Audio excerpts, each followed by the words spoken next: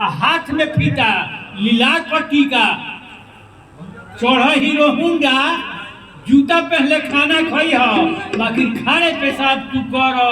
बबुआ नया काम कुछ करो बबुआ नया काम कुछ करो तो बाटे कि मेहरी के ते सेवा को के जन्म सफल बनावो और साली सोलह के खुश रखो ससुराल के गुणवा गावो और बाप माई से अलगा होके देख देख के जोरो बबुआ नया काम कुछ करो बबुआ नया काम कुछ करो। और कौन सी बात कि छीट के कुर्ता एक्शन जूता तेरे नाम के सिया झारो और होटल चट्टी पर खड़ा होके तिरंगा खूबे फारो और बारात बारात में घूम घूम के खूबे डांस तू करो बबुआ नया काम कुछ करो बबुआ नया काम कुछ करो। दाढ़ी तू बढ़ा के रखियो सिखौला बुढ़ऊ या तोरे के बता दे तनी दाढ़ी तू बढ़ा के रखियो लामा सियाव जामा आ जैकेट के तू ऊपर पहनो नीचे चुस्त पैजामा पान हरदम चबावत रहियो बाकी झूठ के रियाज खूब करो बबुआ नया काम कुछ करो।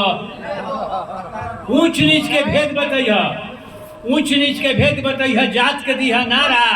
आ तब कहिए कि सारे जहां से अच्छा ये हिंद का हमारा। अब वोट का पहले हाथ जोड़ के सबका के दंडवत करो बबुआ नया काम कुछ करो बबुआ नया काम कुछ करो। जीत के जाके कुर्सी तुरियो उड़ह मौज मस्ती आ जनता के बात पर ध्यान मत दियो आइलो छोड़ दियो बस्ती हे चमचा लोग के चटावत रहियो बाकी आपन पेटवा भर बबुआ नया काम कुछ करो। जेकरा से कबोना बोलो ओकरो से हाथ मिलइयो जेकरा से कबोना बोलो ओकरो से हाथ मिलई हो आ तहार संख्या कम होके तो ओकरे सरकार चलई हो बाकी हरियर खेत देख देख के वही में जाके चल बबुआ नया कुछ करो। एको बेर जे जीत के जीव हो जाई कमाई अरे एक पुष्ट के क्या मतलब हो कि खानदानो स्वर्ग में जाई पागल के कहना मानी एको बेरिया लड़ो बबुआ नया काम कुछ करो। अंत में कहत हवे कि जनता के दुखवा सुन के घरियाली आंसू बहइयो